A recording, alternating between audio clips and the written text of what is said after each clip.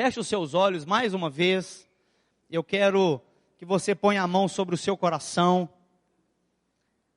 e que você mesmo peça ao Senhor para que Ele fale contigo, para que Ele esclareça, em nome de Jesus, através dessa palavra, o propósito de Deus, a obra de Deus e o próprio Deus na sua vida, no seu coração. Ore assim, peça para que Deus fale com você. Em nome de Jesus, Senhor.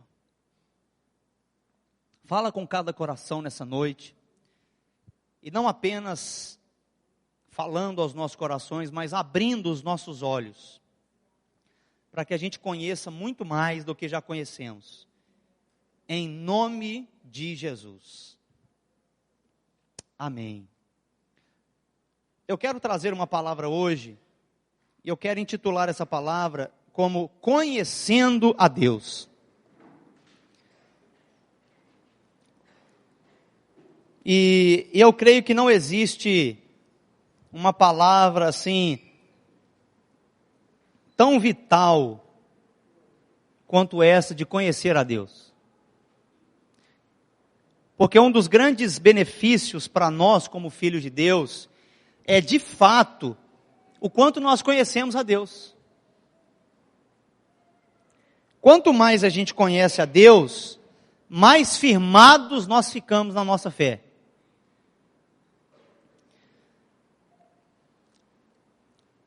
E não existe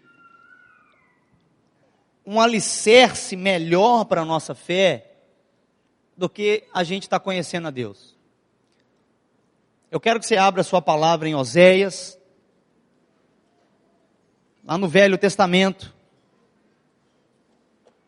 Vai lá para Isaías, depois Jeremias, e aí você vai ter Daniel, e aí você vai ter Oséias. Capítulo 6, versículo 3.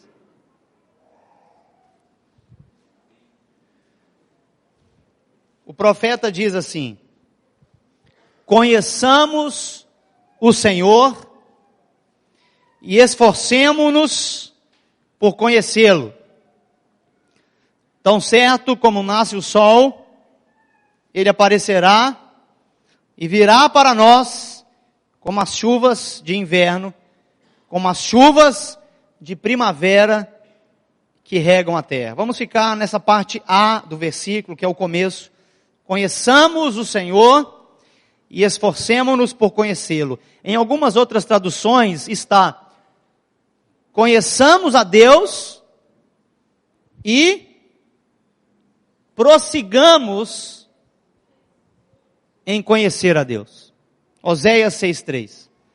Um dos lemas de uma das maiores organizações do mundo, que se trata de evangelismo, chamado Jocum, Jovens com uma Missão, o slogan deles é esse: conhecer a Deus e fazer Deus conhecido. E eu creio que isso é o âmago de todo cristão, de toda pessoa que tem colocado a sua fé em Deus. Se você não conhece a Deus, você vai perder tantas coisas. E quanto mais você conhece a Deus, quanto mais você ganha. Quanto mais você conhece a Deus, por isso o Senhor nos pede para que sejamos íntimos dele. Mas eu quero trazer aqui uma visão mais ampla, desde o Velho Testamento até o Novo, a respeito de como Deus se fez conhecido. Volta um pouquinho a sua palavra, a sua Bíblia, em Jeremias, capítulo 9, versículo 23. Livro do profeta Jeremias, no capítulo 9, no versículo 23. Em falar nisso, eu já disse para vocês que amo vocês hoje, não? Então, me ajuda aí, fala para essa pessoa que está do seu lado, fala: o pastor te ama. Então fique sabendo que o pastor te ama. Jeremias 9, 23 diz assim: assim diz o Senhor. Quem que está dizendo? Então preste atenção, isso não é uma palavra de homens. O Senhor diz: não se glorie o sábio em sua sabedoria, nem o forte em sua força, nem o rico em sua riqueza. Mas quem se gloriar, glorie-se nisto, em compreender-me e conhecer-me, pois eu sou o Senhor, e ajo com lealdade, com justiça e com retidão sobre a terra, pois é dessas coisas que me agrado, declara o Senhor. Que coisa maravilhosa, irmãos. É tão fácil o sábio se gloriar na sabedoria dele, é tão fácil o forte se gloriar na força dele, e tão fácil o rico se gloriar em sua riqueza. Mas, de todas as glórias que se pode ter, a melhor glória é aquela que nós nos gloriamos em estar compreendendo a Deus e conhecendo a Deus. Aquele que conhece a Deus é muito mais sábio do que o mais sábio. Aquele que conhece a Deus é muito mais forte do que o mais forte. Aquele que conhece a Deus é muito mais rico do que o mais rico. Por isso nós podemos nos gloriar no Senhor, porque Ele é leal, justo e reto, e é dessas coisas que Ele se agrada. E a nossa fé, irmãos, ela tem um alvo. O alvo da nossa fé, nós colocamos a nossa fé em Deus, e o alvo da nossa fé é que a gente chegue até o final. E quando a Bíblia diz até o final, ela está falando a respeito da salvação da nossa alma.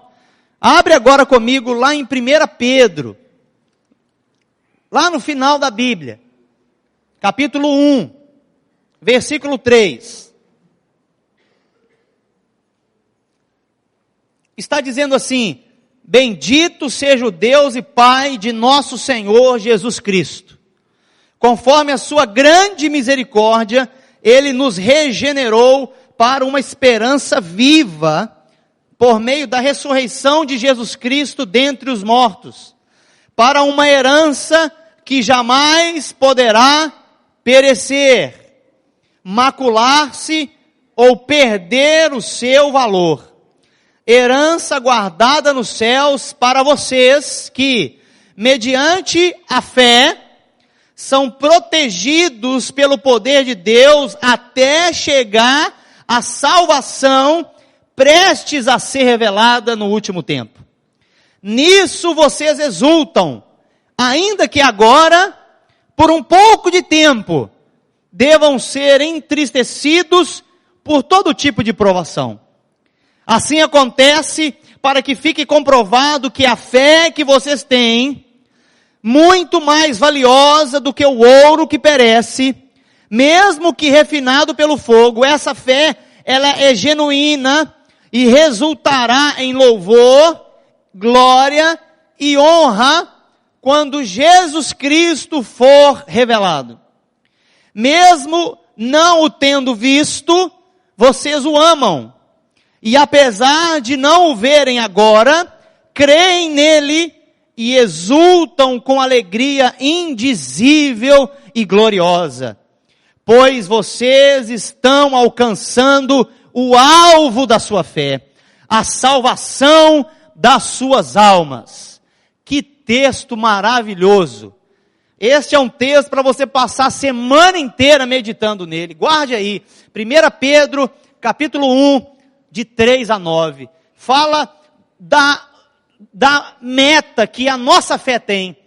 A nossa fé, irmãos, ela tem que ser exercitada para que a gente esteja conhecendo a Deus e os benefícios que Deus nos deu, para que a gente alcance a salvação das nossas almas. A salvação é pela fé. A salvação não é pelas obras. E a nossa fé precisa estar firmada, precisa estar concretada nessa verdade de Deus. Por isso eu preciso conhecer a Deus. O Brasil é um país muito religioso, mas é um país que em sua grande maioria conhece a Deus de ouvir falar. A minha mãe era uma pessoa muito religiosa, mas ela não lia a Bíblia. Quando ela começou a ler a Bíblia, quando ela começou a abrir o coração para aquilo que Deus fala através da Bíblia, ela viu que ela cria num Jesus que ainda estava pregado na cruz. ela cria numa imagem. Ela fazia daquela imagem algum tipo de idolatria, colocava fé naquilo ali, mas não conhecia o Deus. Para ela, Deus estava muito longe. Não tinha um relacionamento pessoal com Deus. E a partir do momento que ela começou a ler a Bíblia e começou a entender que Jesus Cristo não é uma religião, mas uma pessoa, os olhos dela se abriram e hoje ela confirma: eu conhecia Deus, já ouvi falar. Minha mãe era muito religiosa. Minha avó ensinou minha mãe nos rituais religiosos da vida, que a cultura brasileira ensina, mas ritos e rituais e modelos religiosos não nos fazem alcançar o fim da nossa fé, que é a salvação das nossas almas. E a partir do momento que eu e você conhecemos a Deus e conhecemos o benefício de Deus através de Jesus, nós precisamos conhecer a Deus a cada dia mais. Esse é o alvo da nossa fé, que a gente alcance a salvação das nossas almas, para que seja preservado. Por isso, existe uma discussão teológica sobre se o crente perde ou não perde a salvação. Eu particularmente entendo que a salvação é como se fosse um ônibus, e na placa principal do ônibus está dizendo céu. E quando você recebe Jesus Cristo como seu Salvador, você entregou o volante da sua vida para Ele, e Jesus está na condução desse ônibus, e você entra dentro desse ônibus, e esse ônibus está indo para o... Se você pede o motorista para parar e desce, o ônibus continua para o... E você, para onde você vai? Se o ônibus está seguindo. Então, em cima dessa palavra de 1 Pedro, eu quero dizer que a sua fé é uma das coisas mais importantes que você tem que proteger. Eu falei sobre um espírito de alegria, mas quero enfatizar a sua fé.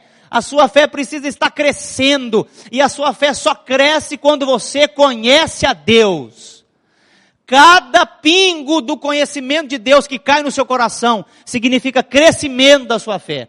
Se você não conhece a Deus através da palavra, através da intimidade com Ele, você está colocando em risco a sua fé. E nós não podemos fazer isso. Um pouquinho mais aí para trás, em Hebreus capítulo 11, no versículo 6, está dizendo aonde começa a relação entre o homem e Deus. É através da fé.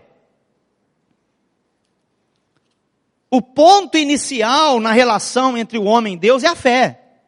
Hebreus 11:6 diz: sem fé é impossível agradar a Deus. Sem fé é impossível agradar a Deus.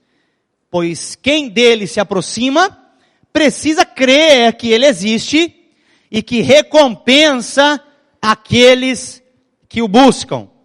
Deixa eu dizer uma coisa para vocês. Em nenhuma parte da Escritura Sagrada, ela tenta provar a existência de Deus. Sabia disso? Em nenhuma parte da Bíblia Sagrada você vai falar assim: olha, queridos, Deus existe mesmo. Não, não. Quando você lê a Bíblia, está subtendido ali que Deus existe. Você não vai ver Deus falando para os matemáticos, para os cientistas, provando para eles: olha, a Escritura, ela prova isso, isso e isso. Não, não, não, a Escritura não precisa de tratar desse assunto. Por quê? Porque para que a gente se achegue a Deus, nós precisamos de fé. Aquele que não se achega a Deus, por um motivo ou por outro, ele crê que Deus não existe, ou que Deus está longe, ou que ele não quer colocar a fé em Deus. Então, quando você estiver conversando com uma pessoa a respeito de Jesus, quando a pessoa fala assim: eu não tenho fé, aí você conversa com ela sobre outras coisas, porque se você ficar falando com ela sobre Deus, ela não tem fé. É melhor você ganhar o coração dela como amigo primeiro, e aí ela vai ver através da sua vida os benefícios que é ter fé em Deus, e ela vai começar a ter fé em Deus. Ficar discutindo com alguém que não tem fé em Deus não adianta nada.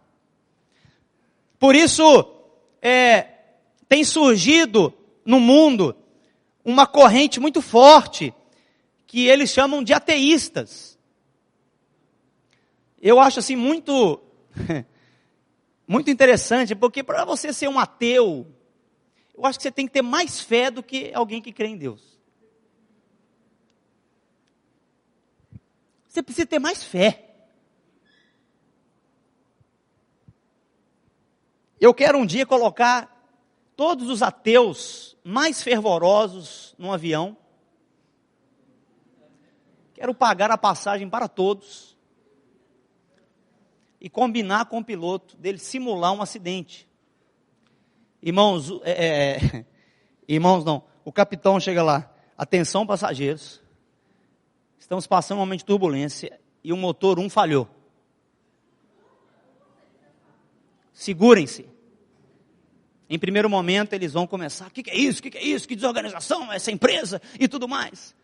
Em segundo momento, o capitão fala, continuamos na turbulência e um raio nos atingiu e perdemos os 2 motores, estamos em queda livre. Eu acho que quando o avião cair lá embaixo e morrer todo mundo, eles abrirem a caixa preta, uma palavra que eles vão ouvir é, ai meu Deus! Irmãos, eu vou explicar para vocês por que as pessoas escolhem ser ateus. Elas na verdade não são ateus, são à toa.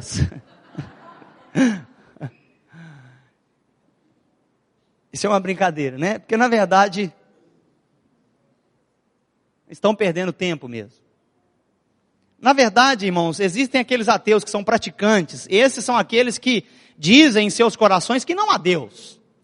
Eles expulsaram Deus da sua vida, do seu coração, dos seus pensamentos, e eles procedem e falam como se Deus não existisse. E existem aqueles ateus teóricos. Eles falam assim, não, de verdade, Deus não existe. Quem já assistiu aquele filme Deus Não Está Morto? É muito bom. Se você não assistiu, assista. Porque ali fala de uma história de um professor que se declarava ateu e um aluno ali falou, não, Deus existe. E aí começou a história do filme, e o filme é muito lindo. E na verdade, no âmago do filme, é revelado que aquele professor, na verdade, ele era magoado com Deus, colocando a culpa das tristezas, das derrotas, das angústias em Deus. Então ele preferiu matar Deus. Na verdade, irmãos, é impossível alguém provar que Deus não existe. E se é impossível provar que Deus não existe, logo Deus existe. Porque para alguém falar que Deus não existe, ela tem que provar totalmente que Deus tem a mínima, que Deus não tem a mínima condição de existir. Na verdade, essa pessoa, ela precisa ser o próprio Deus para provar que ela não existe, porque ela precisa ser onisciente, onipresente e onipotente. Parou para pensar nisso? Então, na verdade, nós temos que amar muito aqueles que dizem que Deus não existe, que Deus morreu para eles, porque na verdade a decepção talvez, a morte de um familiar, ou alguma coisa muito triste aconteceu em sua vida, que eles culpam a Deus e falam, se Deus existisse, isso não iria acontecer. E na verdade, a declaração deles de que não há Deus, não implica dizer que Deus não existe, mas que Deus não está se ocupando com os negócios desse mundo, e com isso, eles fazem tudo aquilo que eles quiserem fazer. Então, eu vou me corromper, eu vou me comportar como eu quero, porque na verdade, Deus está lá e eu estou aqui, Deus não se importa comigo, e deixa eu fazer o que eu quero. Na verdade, a grande ênfase dos ateístas é que eles não querem a ideia de que Deus esteja no controle de todas as coisas e que eles precisam colocar a vida deles debaixo desse controle. Isso significa o quê, irmãos? A síndrome de Lúcifer. Lúcifer era assim. Vocês acham que os ateístas surgiram da onde? Através de uma ideia onde Satanás implanta no coração do homem dizendo que não há Deus. Mas veja bem, Lúcifer, que foi criado por Deus, ele crê em Deus. A Bíblia diz que os demônios creem em Deus e estremecem. Irmãos, se os demônios estão crendo em Deus, irmãos, quem é o homem para não crer em Deus? E nós podemos sim comprovar a existência de Deus em 3 coisas: através da criação, através da natureza humana e da história humana. Se você for fazer um estudo teológico, um estudo bem profundo da palavra, você vai ver muitas coisas. E existem vários argumentos para a gente comprovar. Eu vou falar rapidamente aqui, porque quando olhamos para a criação, a gente vê o universo. Então, vamos supor que a gente esteja falando de um argumento cosmológico aqui, ou seja, olhando a visão de mundo inteira. O universo deve ter uma causa primária, ou um criador. Os evolucionistas, aqueles que declaram que o homem evoluiu e não foi criado, dizem que a Terra veio de uma explosão e tudo mais. Irmãos, a Terra não veio de uma explosão. Mas se viesse, quem causou essa explosão, irmãos? E outra coisa, os evolucionistas dizem que é como se uma bomba tivesse explodido no Jardim Atlântico e a reviver caísse desse jeito do céu, igual nós estamos agora. Todos vocês sentados, as cadeiras aí certinha, aquele vidro intocável, o teclado em cima aqui, o púlpito coberto de carpete, isso é fruto de uma explosão. Você ia acreditar em mim se eu falasse, não, nós explodimos uma bomba aqui e saiu disso aqui? Você ia acreditar, irmão? É isso que os evolucionistas acreditam. É isso que eles creem. É isso que os professores de geografia, de história ensinam para a gente na escola. Que o homem veio do macaco. Eu fico pensando, se o homem veio do macaco, por que existe macaco ainda? São ideias que eu fico pensando que não encaixa. Então, no ambiente cosmológico a gente vai ver isso. Existe um conto judeu, uma espécie de uma fábula onde os judeus escrevem, muito interessante. Eles dizem que Abraão, ele adorava as estrelas, porque naquele deserto, olhava para o céu de noite e via aquelas estrelas lindas, e Abraão começou a adorar as estrelas. Mas logo ele percebeu que o brilho delas era menor que a lua. E ele começou a adorar a lua. Ó lua, ó lua. E adorava a lua. Logo ele percebeu que o brilho do sol era mais forte que o brilho da lua. Então ele começou a adorar o sol. Ó sol. E tem gente que adora o sol. Eu vi uma reportagem tão absurda que a mulher não comia. Ela ficava 15 minutos olhando para o sol. E ela disse que era alimentada pelos raios solares.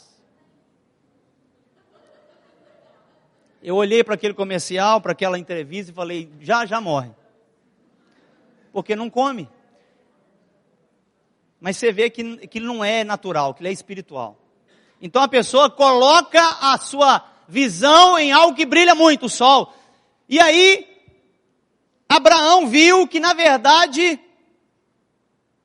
tudo aquilo que ele adorava, ele falou, não, tem uma coisa que brilha mais do que a outra. Não pode ser só o sol.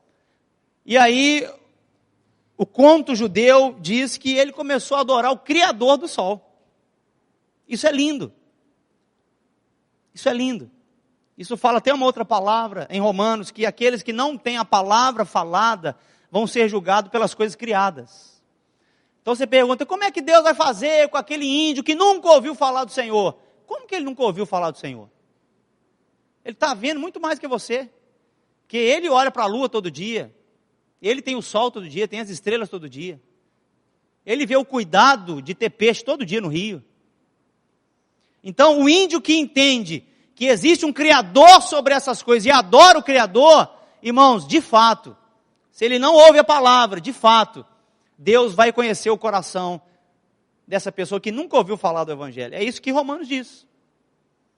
Então, não fique preocupado. Deus, ele prega o Evangelho através da criação.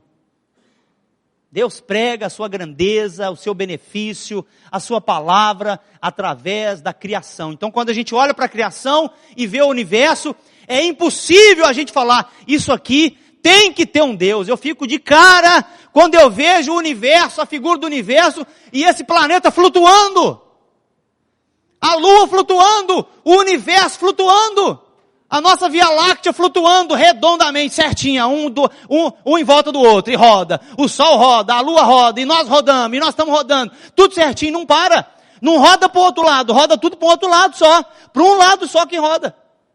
Se você for parar para pensar quantas bilhões de estrelas existem no universo, quantas bilhões de galáxias existem no universo, irmãos, é impossível alguém em sã consciência dizer que Deus não existe. E nós já cremos nisso, claro. Nós não precisamos nem olhar para o céu para crer em Deus. No argumento teológico, a gente entende, tem um propósito evidente no universo que aponta para uma mente superior. Quando olhamos para o homem, nós vemos as suas intenções e a sua história. Então, se a gente for fazer um estudo do homem, que é a antropologia, nós vamos conhecer o homem com seus impulsos, com as suas aspirações, e o homem assinala uma existência de um governador pessoal. Quando nós vamos para o argumento histórico, a gente vai ver a história da humanidade. A história humana dá evidências de uma providência de um governo sobre tudo. Quando a gente vai para o senso comum, a gente vai ver que a crença em um Deus é universal. A crença em um Deus é universal. Satanás pega isso, que é tão simples e tão singelo, e transforma isso em idolatria. Lá na Índia, eles não creem apenas em um Deus, eles creem tanto em Deus, que eles têm mais de 1 milhão de deuses. Eles creem que o rato é um Deus, eles creem que o bode é um Deus, eles creem que a vaca é um Deus, eles creem que tudo é um Deus. Eles creem que as águas sujas do rio Nilo, do rio Gange, purifica, águas aonde eles colocam os mortos. Uma sujeira, uma podridão, e eles estão crendo que Deus existe através daquilo ali. E nós que cremos, irmãos, em Deus, nós precisamos entender quem é esse Deus. E eu quero te fazer a pergunta, para a gente prosseguir em conhecer a Deus. Quem é Deus e o que Ele é? Você já parou para fazer essa pergunta? Quem é Deus? Deus é aquele cara lá de cima. A Xuxa sempre falava assim, né? O cara lá de cima. Que cara? Ele é Deus. Quem é Deus? Quando você conversa com as pessoas, até hoje na sua vida, elas falaram de Deus através da palavra. O que você tem para falar quem é Deus? O que Ele é? Nós temos resposta na palavra. Nós podemos conhecer a Deus pelos nomes de Deus, sabia disso? Uma das coisas que Deus nos dá a conhecer é Ele pelos seus nomes. E os nomes não significam apenas uma junção de sons, mas os nomes de Deus na Bíblia, a gente vai ver que representa o caráter de Deus. E eu quero passar para vocês rapidamente alguns nomes que Deus tem, e a grandeza do porquê Deus era conhecido pelos nomes dele. O primeiro nome é Elohim, que quer dizer Deus. Se a gente traduzir isso, significa o Deus Criador. Ele tem a plenitude de todo o poder, Elohim. Existe uma música aí, né, que os dinossauros conhecem. Elohim é Deus, Elohim é Jeová, Elohim é Jesus, Elohim voltará. Só os dinossauros conhecem essa.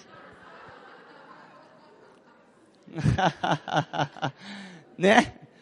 Alguns nem conhecem, não é mesmo? Mas El Shaddai.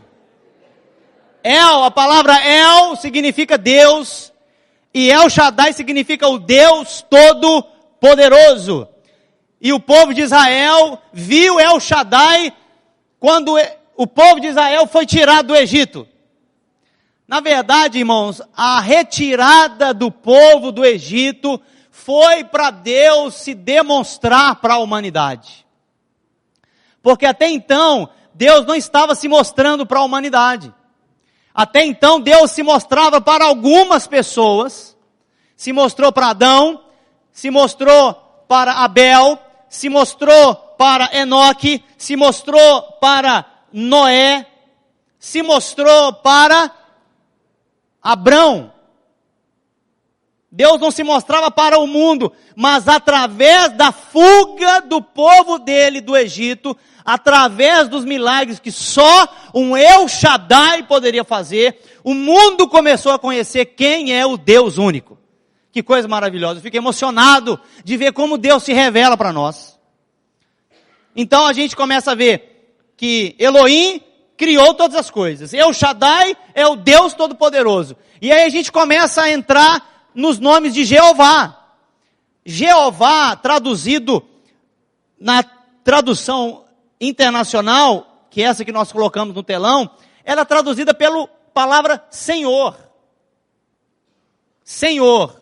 Significa que o Deus Criador não permanece alheio às suas criaturas. Deus desceu para ajudar e salvar os homens. É também chamado Deus da aliança. Esse nome Jeová significa isso, Deus da aliança. Vocês vão entender por que Deus colocou esse nome, Jeová, e o povo entende como Deus da aliança. Porque através desses nomes, o Senhor começou a provocar um relacionamento com o povo dele. E através do relacionamento com o povo de Israel, o povo de Israel foi começando a conhecer quem era Deus. Por isso, o povo chamava Deus de Jeová Nissi, quando estavam acuados pelos inimigos. Quando os inimigos estavam querendo oprimir, eles chamavam Jeová Nissi. Sabe o que quer dizer Jeová Nissi? É a nossa bandeira. Tem uma também do Asaf Borba, que só os dinossauros conhecem. Chama Jeová Nissi, é a nossa bandeira. Ninguém conhece? Quem conhece a música? Levanta a mão. Amém. 2 dinossauros comigo. Com muito amor e carinho, né? Quando eu falo dinossauro, são as pessoas parrudas na fé, né? Pessoas que já estão caminhando há muitos anos aí, né? Apesar de que temos pessoas aí que estão caminhando há mais tempo do que eu, né? Eu fiquei sabendo que o Fernando tem 40 anos de fé. É isso mesmo? Quem tem 40 anos de fé, levanta a mão aqui. Não, 40. Pastor Aguiar e o Fernando, pastor Alice. Quem tem mais de 35 anos de fé, levanta a mão. Olha aí, 35 anos de fé. Quem tem 30 anos de fé, levanta a mão. Irmãos, eu vou chegar nesses 30 anos, eu tenho 29, viu? Vou chegar. Quem tem mais de 20 anos de fé, caminhando com esse Deus, levanta a mão, mas levanta alto, irmão, isso é motivo de orgulho. Olha que coisa linda, glória a Deus, né? E quem tem 1 ano de fé, levanta a mão. Olha que bênção. Fique firme, que nós vamos chegar junto até o final. Amém? Quando o povo estava sobrecarregado com os cuidados deste mundo, ele era chamado de Jeová Shalom. Jeová Shalom quer dizer, Deus é a nossa paz. Tá difícil, meu irmão, minha irmã. Chama por Jeová Shalom, o Deus Senhor, Ele que fez a aliança, Ele é o Deus que dá paz.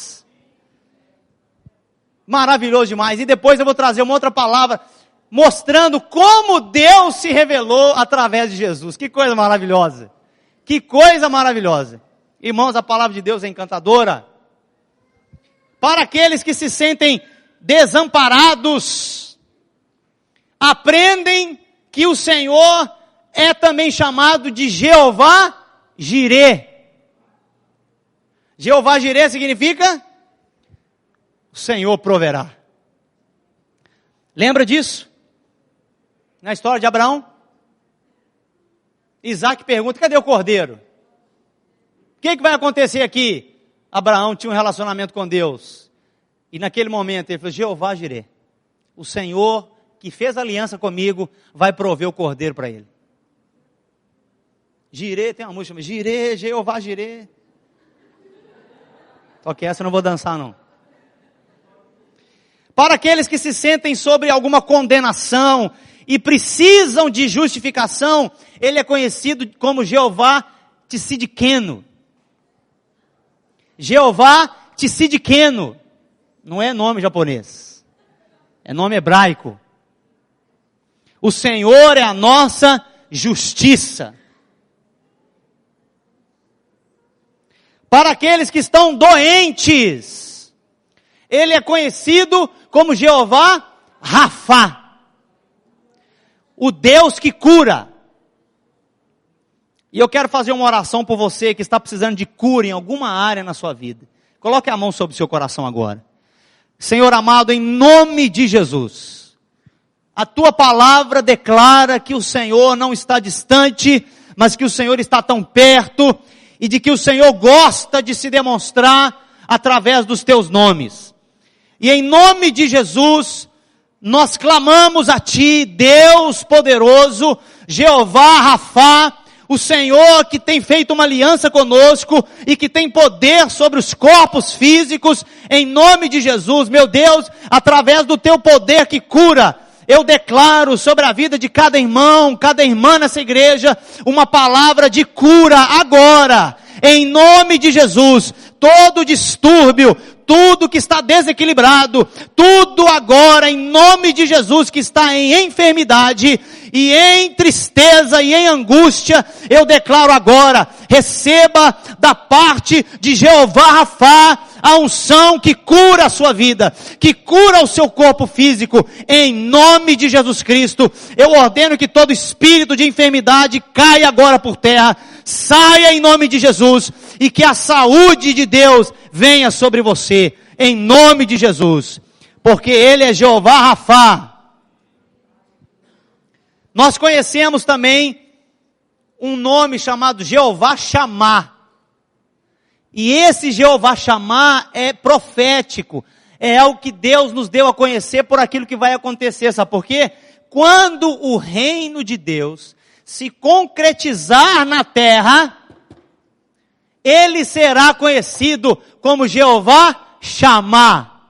Israel vai chamar Deus de Jeová Chamá. Vai olhar para Jesus e vai falar, Jeová Chamá.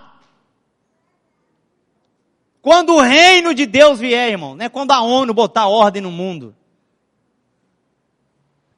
Não é quando o Barack Obama unir as nações. Não é quando a gente venceu o Estado Islâmico. Não, irmão. Isso não vai trazer paz na terra.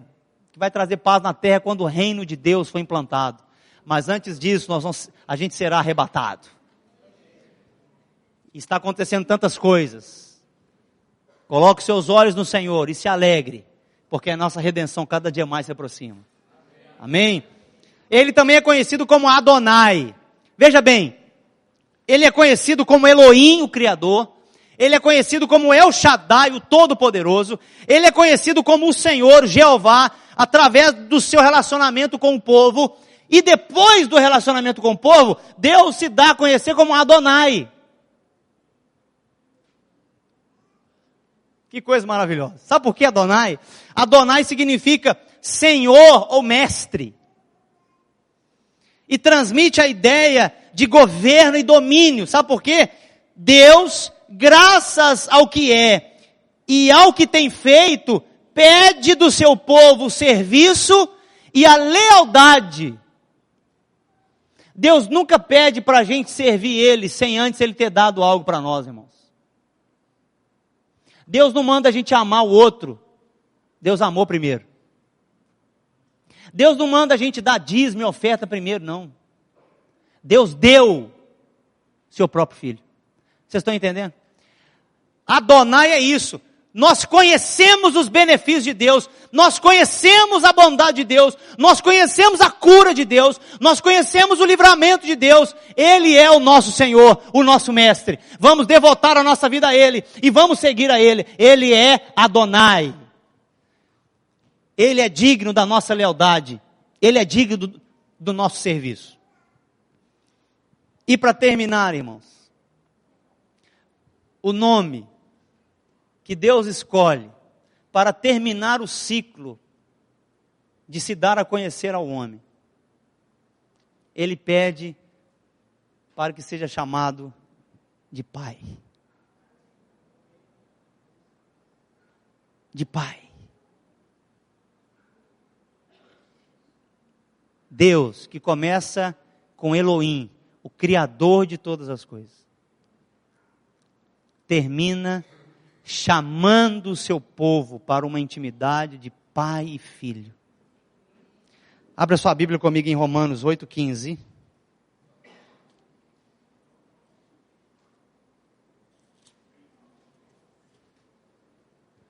E nós vamos ler. Pois vocês não receberam um espírito que os escravize para novamente temerem, mas receberam o Espírito, veja, com letra maiúscula, o Espírito Santo de Deus, que os adota como filhos, por meio do qual clamamos, Abba, Pai. Sabe o que significa Abba, Pai? Papai. Papai. Papai. Um filho que ainda quando adulto chama o pai de papai, não pode ser de maneira nenhuma julgado de criancice, não. Ele tem que ser parabenizado, porque continua entendendo que o nosso pai não é aquele apenas que dá ordem, não é aquele apenas que provê, não é aquele apenas que protege, mas é aquele que chama para perto do coração. Papai. E se você, meu irmão, minha irmã, no decorrer da sua vida, foi magoado, foi ferido, maltratado, abusado pelo seu pai. Você que hoje talvez não tenha o amor do seu pai, eu quero te dizer que pela fé, Deus abre um canal para que você receba todo o amor de um pai de verdade. Através da sua fé, de que Deus não é apenas um Deus distante, não é apenas Elohim, não é apenas Jeová Rafá que nos cura, não é apenas Adonai, o nosso mestre, mas Ele é Abba Pai, o papaizinho que nos chama para perto dele. Pela fé, você larga as feridas do passado e perdoa os agressores e linka a sua fé num Deus que quer ser chamado de Pai. Em João, capítulo 1, versículo 12, diz que aos que o receberam, aos que creram no seu nome, no nome de Deus, de Jesus, deu-lhes a ele o poder de serem feitos filhos de Deus. Na verdade, as pessoas dizem assim, levianamente até, e de uma certa forma, em certo sentido, elas estão certas, quando dizem, opa, eu também quero, eu também sou filho de Deus. Em certo sentido, todos nós somos filhos de Deus no que diz respeito à criação. Nós viemos de Deus, somos criados por Deus. Então, quando alguém diz, eu também sou filho de Deus, vai lá e abraça ele. Que bom que você é filho de Deus, mas eu quero te mostrar uma filiação ainda maior. Mas apenas são filhos de Deus aqueles que nascem pelo Espírito, não pela vontade da carne, como nós vimos, mas pela vontade do Pai espiritual que envia o benefício de sermos filhos. E eu já preguei sobre isso aqui, mas sempre gosto de ressaltar. A minha Isabela, a minha Larissa, não pergunta se tem dinheiro na conta bancária para me pedir leite. Ela não faz uma reunião comigo no final da noite e fala, papai, olha, eu estou pretendendo comer arroz e feijão essa semana, e eu gostaria também de um ovo, de um bifinho, eu queria ver se existe alguma possibilidade do Senhor liberar um arroz, um feijão, e se existe alguma possibilidade também de você deixar eu tomar um banho, se possível quente.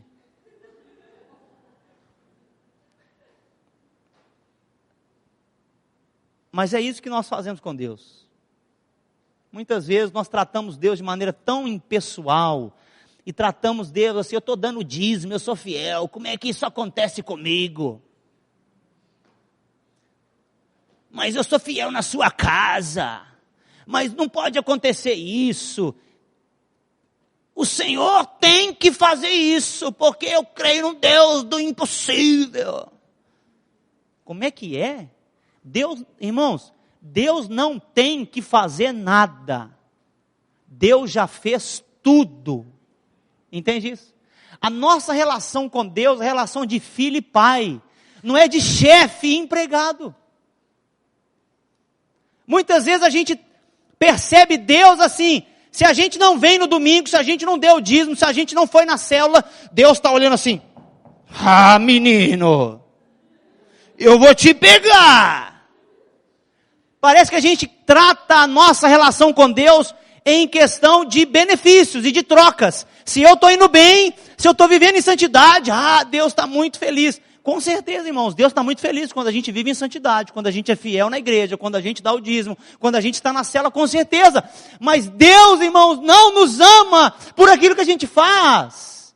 Se você acha que Deus vai te amar menos por aquilo que você está fazendo ou deixando de fazer, você está enganado e enganada. O diabo está enganando você através de pensamentos dizendo que Deus só te ama se você for bom para Ele. Irmãos, a Bíblia diz que Deus nos amou quando nós ainda éramos pecadores. Nunca se lembre, nunca deixe de lembrar disso. Você está entendendo? Não fique colocando Deus nesse patamar de chefe, de patrão. Deus não te cobra nada. A única coisa que Deus te pede é que você o ame. Porque Ele é o Criador, mas Ele também é Pai. Abra sua Bíblia comigo no Evangelho de João. Estamos caminhando para o final. Evangelho de João, capítulo 7, versículo 37.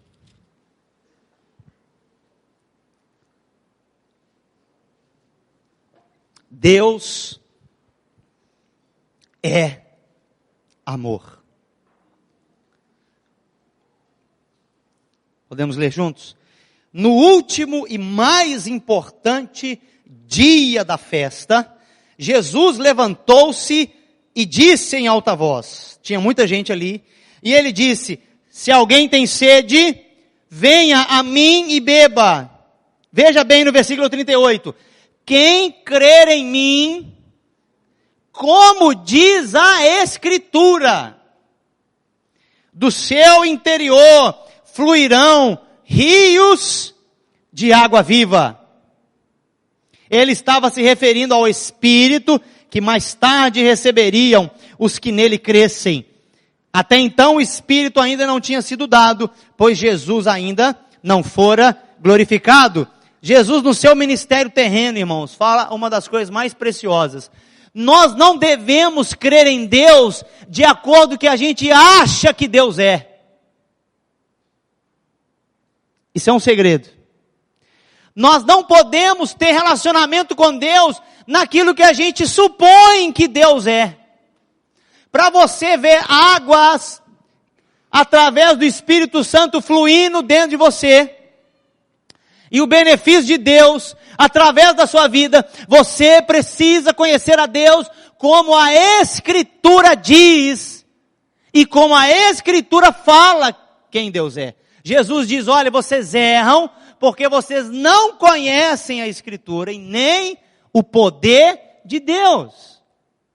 É através da palavra que a gente conhece a Deus, e quanto mais conhecemos a Deus, mais o Espírito Santo revela dentro do nosso coração quem Deus é. Porque você tem operado através da sua fé, irmão. A sua fé precisa estar operante, a sua fé precisa estar crescente, a sua fé precisa estar sendo cada dia mais robusta, as suas raízes precisam fincar terra abaixo e pegar a água para que você possa viver. E a água vem do conhecimento de Deus, através da Escritura. A palavra diz que feliz é a nação cujo o Deus é o Senhor. Sabe por que o Brasil insiste em não receber as bênçãos de Deus? Porque o Brasil, por enquanto, não tem reconhecido Jesus Cristo, não tem reconhecido Deus como seu único Senhor.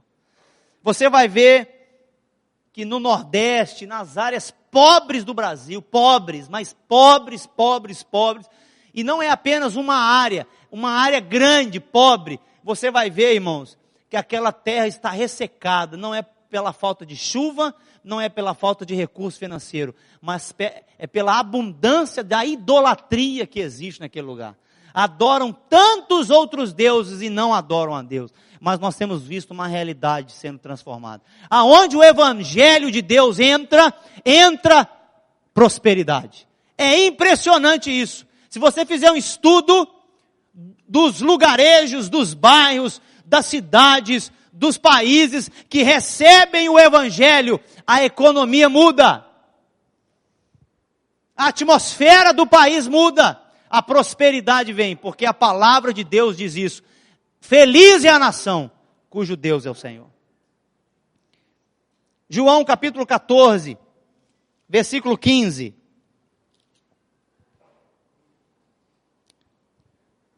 Jesus está trazendo o relacionamento, irmãos, para a base do amor. Nós não devemos servir a Deus com medo daquilo que Ele pode fazer, daquilo que Ele quer fazer, daquilo que Ele vai fazer. Não, irmãos, Deus quer que a gente entenda o relacionamento com Ele baseado no amor. A nossa obediência a Deus precisa estar no amor que a gente tem por Ele. João 14, 15. Se vocês me amam, Jesus está dizendo, obedecerão aos meus mandamentos. E eu pedirei ao Pai, e Ele lhes dará outro consolador, outro conselheiro, para estar com vocês para sempre. O Espírito da verdade. O mundo não pode recebê-lo, porque não o vê, nem o... Veja bem a importância de conhecer a Deus. Mas vocês o conhecem, pois Ele vive com vocês e estará em vocês. Não os deixarei órfãos, voltarei para vocês. Dentro de pouco tempo, o mundo não me verá mais, vocês, porém, me verão, porque eu vivo, vocês também viverão. Naquele dia, compreenderão que eu estou em meu Pai, vocês em mim e eu em vocês. Quem tem os meus mandamentos e lhes obedece, esse é o que me ama. Aquele que me ama será amado por meu Pai, e eu também o amarei e me revelarei a Ele. Oh, queridos, nós precisamos entender que o que sustenta a nossa fé é o quanto nós temos de revelação da parte de Deus. Repita essa frase comigo. A minha relação com Deus depende de quanto os meus olhos reconhecem quem é Deus. Quando seus olhos se abrem, você é abençoado com uma revelação de quem é Deus. E Deus é Elohim, sim, irmãos. Deus é o Shaddai, sim. Deus é Jeová presente, Senhor presente. Deus nos beneficia, Deus pede a nossa lealdade. Ele é Adonai, sim. Mas Ele também é nosso Pai. E Ele quer que a gente aprenda a ter relacionamento com Ele e que a gente entenda o amor dEle de Pai para conosco. Que nós não estamos sozinhos. Se você creu em Deus, como diz a Escritura, entregou totalmente a sua vida a Jesus Cristo, serve a Ele, fluirão rios de água viva do seu interior, a partir do ponto que você está conhecendo a Deus. Entende como é importante a gente conhecer a Deus? E aquele que conhece a Deus vai ter um benefício tão extraordinário, que eu quero encerrar com essa palavra. Abrem Apocalipse, capítulo 3, versículo 21. O benefício de crer em Deus, de seguir firmado no Senhor. Um dia nós teremos a recompensa.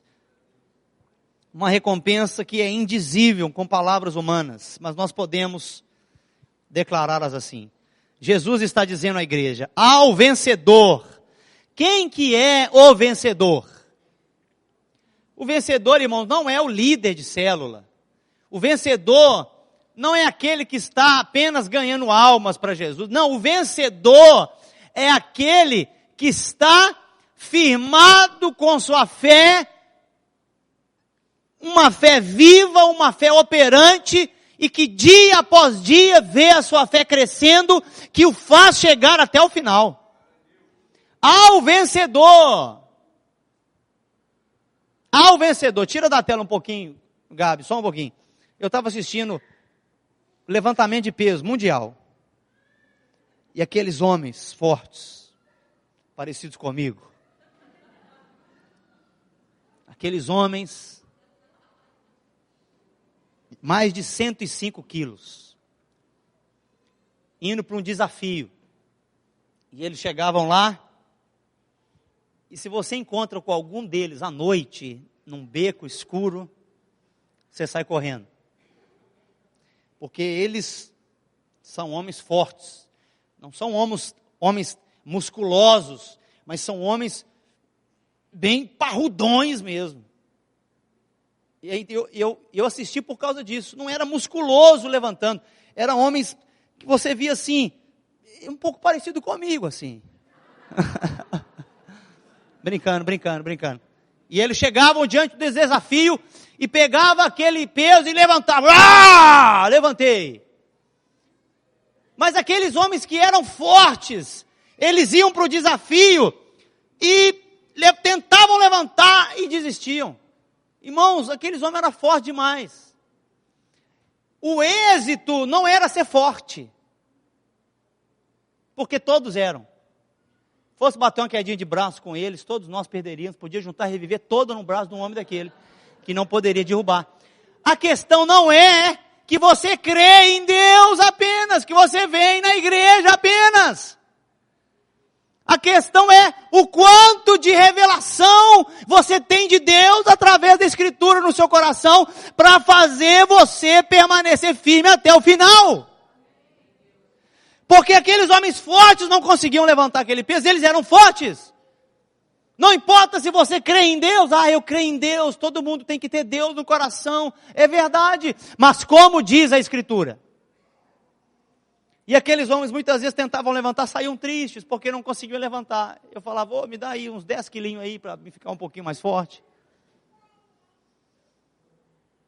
O apóstolo Paulo diz, aqueles que estão correndo no estádio, correm para um alvo. Todos aqueles correm demais. Se botar para correr do seu lado, você fala, que homem mais rápido do mundo. Mas existe apenas um ganhador. Por isso eu quero destacar essa palavra para a gente terminar. Ao vencedor. Irmãos, Deus não pede que a gente nunca peque. Deus não pede que a gente nunca erre. Deus só pede que a gente não desista. Vamos ler Apocalipse 3:21. Ao vencedor, diga em alta voz, ao vencedor. Darei o direito de sentar-se comigo em meu trono. Isso é Jesus que está falando. Assim como eu também venci e sentei-me com meu Pai em seu trono. Eu não sei se eu vou sentar no colo dele, não sei se eu vou sentar do lado dele, não sei se eu vou sentar em cima dele, mas uma coisa sei, eu vou sentar com ele. Esse trono tem que ser grande. Porque a Reviver vai levar muitas pessoas para sentar com Jesus lá. Tem que ser grande, não é mesmo? Irmãos, você imagina, as crianças ficam babando para sentar no trono do Papai Noel. E os pais batem foto, vai lá com o Papai Noel. E aquele homem barbudo, né? Até bonitinho, tal, sentado no seu trono. Eu vou sentar no trono com Jesus. E você vai vencer. Você vai perseverar. você vai chegar até o final, e não apenas você, mas muitas pessoas, porque quando você persevera, outros estão vendo a sua fé, e nós precisamos entender uma coisa: vamos prosseguir em conhecer a Deus, para fazer Deus conhecido. Amém, amados? Vamos ficar de pé, vamos orar, encerrando esse tempo. Pessoal do louvor, se puder estar aqui, vamos declarar que venceremos, porque Deus não tem nos dado espírito de desistência, de covardia, mas espírito de vencedores. Amém, amados? Espírito de vencedores. Jesus diz: ao que vencer, ao vencedor. Então, queridos, vamos conhecer a Deus. Não fique apenas com a palavra de domingo no seu coração, mas remoa essa palavra, busque essa palavra, conheça através da sua relação com Deus quem Ele é. Não fique apenas com aquilo que você já sabe, busque crescer na sua fé. Amém? Vamos adorar a Deus com esse entendimento agora. Vamos entendimento agora. Vamos entendimento agora. Vamos entendimento agora. Vamos entendimento agora. Vamos entendimento agora. Vamos entendimento agora. Vamos entendimento agora. Vamos entendimento agora. Vamos entendimento agora. Vamos entendimento agora. Vamos entendimento agora. Vamos entendimento agora.